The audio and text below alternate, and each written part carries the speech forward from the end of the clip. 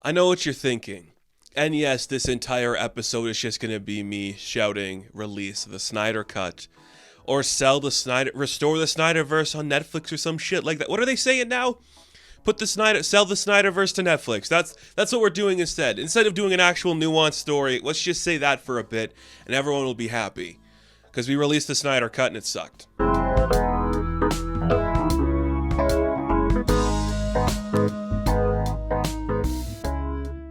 Hello everyone and welcome back to the Batmaning of. This is the show where I take the characters of the DC Comics universe and we make a movie out of them. That's right folks, we're doing another one.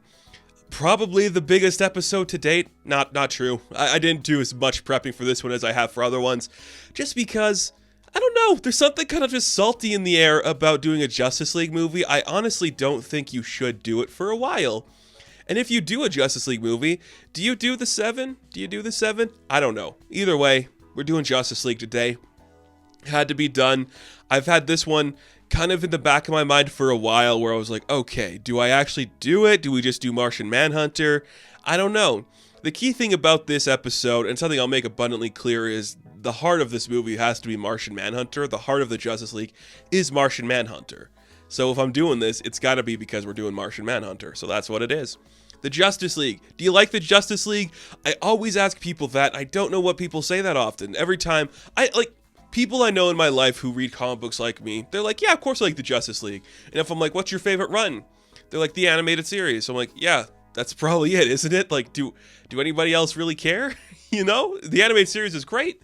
The movies aren't good. Do people like the Justice League? It's so weird to me because, like, they are, I guess, the antithesis to the Avengers. The Avengers is, like, the biggest thing Marvel did, became the highest grossing property ever, and people just love them, but there's not the same love for the Justice League, even in the comic books. Are they publishing a Justice League comic book right now? I don't think so, because what do? It's weird. They're the Justice League. And I think the Justice League is like the key difference between Marvel and DC. And I don't want to spend too much time dwelling on this, but you just kind of have to order to understand what I'm kind of saying here. Marvel Comics has always been, if you look out your window, you're going to see Spider-Man swinging by, trying to pay his rent. You're going to see the Fantastic Four helping somebody walk across the street. That's Marvel. Real people doing real stuff. DC has kind of changed their approach to be like, gods and aliens and monsters living on Earth who aren't idolized, but they represent these bigger ideas, and they could fight the actual embodiment of, like, God or death or something. Like, these highfalutin concepts that are larger than life, esoteric as hell, and don't mean anything. This one's a king. This one's the survivor of a desolate planet. This one's just a guy, but he's a god in the sense that he's a guy. All of these people are larger than life and bigger than just a normal person. They're high concept, high fantasy, high sci-fi, insane stuff. The DC universe is insane. You have guys that can punch holes in reality, change the fundamental universe, people that live outside of an omniverse that can come in and destroy you. DC is high concept insanity with gods and creatures that exist beyond our comprehension. That's DC, and the Justice League is the most palatable sense of that, where it's like, what if we took the gods and the monsters and the heroes of old and new, put them on a team, and they were kind of digestible to a normal person. Just kind of, because they're not all the time. The Justice League is harder to sell to a normal person than the Avengers, because the Avengers, they're kind of goofy and fun. The Justice League, they're fighting a monster from beyond space or time that has the ability to destroy a multiverse with a single touch, but it's not like a real entity, it's more like a being that exists outside of time and space. It's insanity. How do you explain that to people? And sure, we could easily just have them fight Lex and their rogues and stuff, and maybe we will, maybe that's what we're doing here, but they're just high concept in a way that's very hard for people to really grasp, and you can never truly do it justice. And I think just like the main concept of them is kind of that's what they've been more in like recent years. There's been other examples. What if they were goofy? What if they were a special ops team? What if they were dark and all this crap? But the main 7 characters that you associate with the Justice League, they deal with larger than life threats every day. That is the initial concept for them, is these big characters dealing with big problems. They're not going to help you cross the street. They are going to stop somebody from consuming the world's core with like a gun that absorbs energy or something. they're insane. It's insane, but it's comic booky and it's fun. And if there's one thing we love on this show, it's talking about comic booky things and making them digestible to regular people. And the Justice League, it's kind of hard. Now, looking at this list of the people, I do want to talk about the 7 characters of the Justice League, the initial 7, and how I think we could put them into a movie, what I think their relationship is to the Justice League.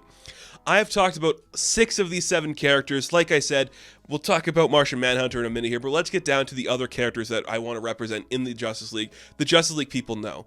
Of course, Superman, the face of the Justice League. It's kind of like, some people might say it's kind of redundant that he's even on a team like this, but he is the aspirational figure that kind of starts everything. It all comes back to him, so of course he'd want to be on a team like this. Same with Batman, kind of like understanding maybe my world is larger than Gotham and there's other things I have to deal with. Another one where it's like redundant that he's on the team, but he is there and he should be there.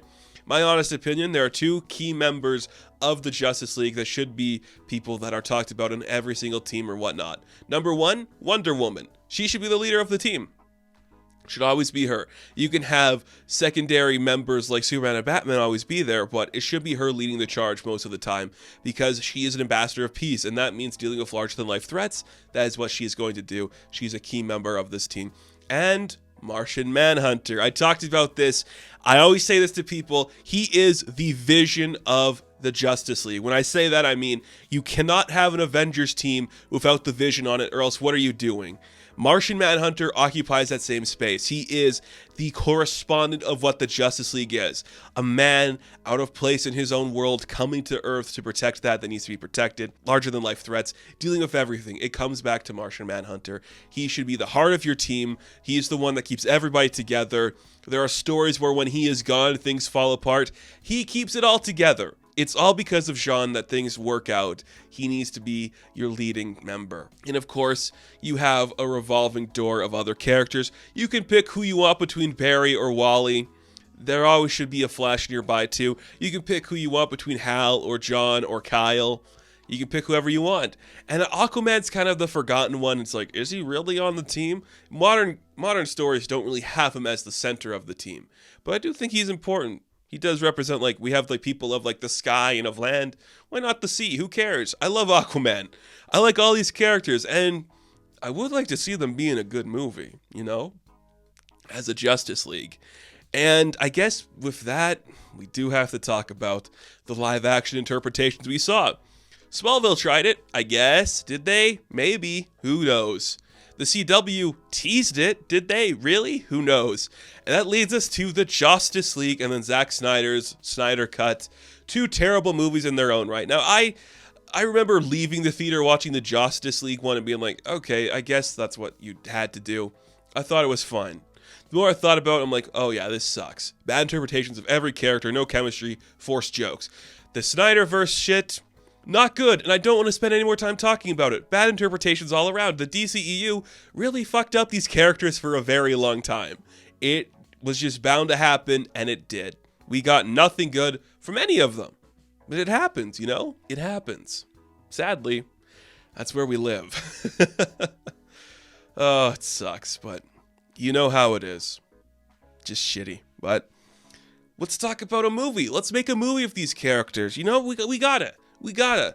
I think the easiest way to go about this, I know it's gonna sound stupid and dumb, but hear me out. Just rip off the Avengers movie. The first one. The first movie. You rip it off. What do I mean by that? Easily. Who's the bad guy of our Justice League movie? White Martians. Yep. White Martians coming down to Earth. They have been there for a while. They have infiltrated society. All aspects. Metropolis, Gotham, Atlantis, if you want to be frisky, Central City, Emerald City, all of them. Everybody's Coast City. Everyone's being affected. And all these heroes have to come together to find out the plot. How does that happen? Through the lead character of our Justice League movie, J'onn J'onzz, who is the last green Martian who is here before them, starts to see the signs that this other race of Martians is infiltrating Earth's culture, and he's like, I need help to stop this from happening because they want to take over the planet. I have to go to Metropolis to talk to the Superman. I have to talk to Wonder Woman. She's an ambassador for the White House. I have to get in there and talk to her. I need, and then easily you could just have like, oh shit, Aquaman finds it in the water. He has to come out of the oceans to try to figure out what this is. Easily have a Green Lantern and a Flash team up in their respective cities, see like there's a threat going on here. And then Batman shows up at the end. Everyone comes together and they have to fight the big bad Martians. It's that easy. It is that easy. It is that easy. And every time we see it, it's like, well, obviously the big bad has to be Darkseid. It's like, no. It needs to be something easy, a simple threat that brings them all together that's not this world-ending event. The Martians want to take over the Earth. We have one of them who understands this is wrong and knows how to stop it. And then he needs the help of the other heroes of Earth to do it, thus forming the Justice League. It's as simple as that. And with that, you don't need previous movies to introduce these characters, because you have enough of a base already. Wonder Woman is an ambassador of peace. She is working with correspondents throughout the government. Superman is the idealized hero that people love. Batman is the myth that people are afraid of. You have smiling heroes in Central City running around saving the world.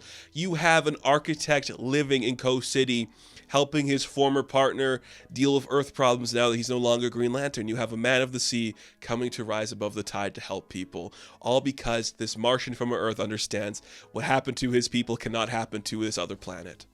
It's that easy! It's that easy! Are you telling me we haven't figured that out yet? Insanity. Insanity! I don't understand. I don't understand why we haven't had that work yet. It's so bizarre to me. And look, I have already done episodes talking about 6 of these 7 characters where I have casted them for their own individual movies. I say 6, I'm realizing I haven't talked about Batman. That was supposed to be the episode that comes out, but whatever. So, do you want to do the same cast? I don't. Let's recast these characters. We have 7 members of the Justice League. Let's do something I've never done before and cast 7 characters at once in a Batmaning of video.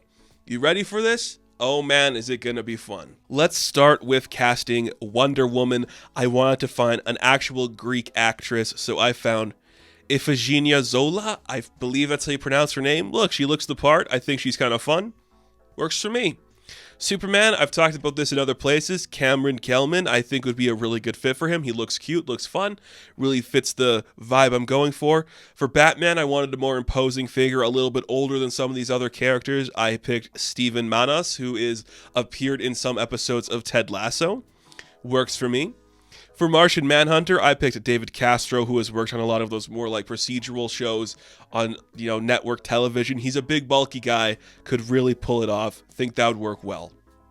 For Green Lantern, I went with Jon Stewart, and I went with Jovan Adepo, who's just recently starred as Sydney in Babylon, one of my favorite movies of last year. An incredible get. I think that would work well for him. For my Flash, I went with Wally West, and I picked Rudy Pankow, who is in consideration for the Human Torch by some people, and I'm just like, yeah, that makes perfect sense for Wally then. That guy could easily be Wally.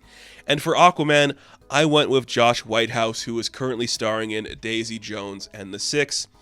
Young people, some of them over 30, some of them under 30. That's the range I want to go for. A bunch of cool people like that. Put them all in a room. A lot of hot people. A lot of hot people in a room together. And let's get a director for this movie. Because whenever they do the actual Justice League movie in the DCU some point, it's going to be interesting to see who they get. Who's my choice to direct the Justice League movie? David F. Sandberg, of course, who directed Shazam, one of the best directed movies in the DCEU. He knows how to handle a bunch of characters. He'd be a good choice. David F. Sandberg. That's all I got. That's the Justice League episode. It's simple. It's simple, and it's amazing that we messed it up that many times with the same movie. This shouldn't be a complex thing. It's just characters larger than life dealing with a big threat. It's simple. It's easy. There are templates for them all. It shouldn't be that much of a challenge. But again, people are dumb. Nobody understands everything. We did our best. Sometimes it just doesn't work out. But hey, who knows? Maybe I'm onto something. Wouldn't it be amazing? We have 7 characters here on this list who haven't been cast yet for new interpretations in anything. Let's see if I get any of them right. That'd be pretty cool, wouldn't it? Who knows? But hey, thanks for watching this episode of the Batmaning of. If you have a character you want to hear me talk about, please leave it in the comments. I'll put it on the list. Next time around, I think we will do Batman, though. Just a Batmaning of episode of Batman. We'll see. Be sure to like and subscribe to the channel. As always, you can check me out on Instagram, TikTok, and Hive. And I will catch you in the next one. Have fun. Stay safe. Up, and away. Good luck.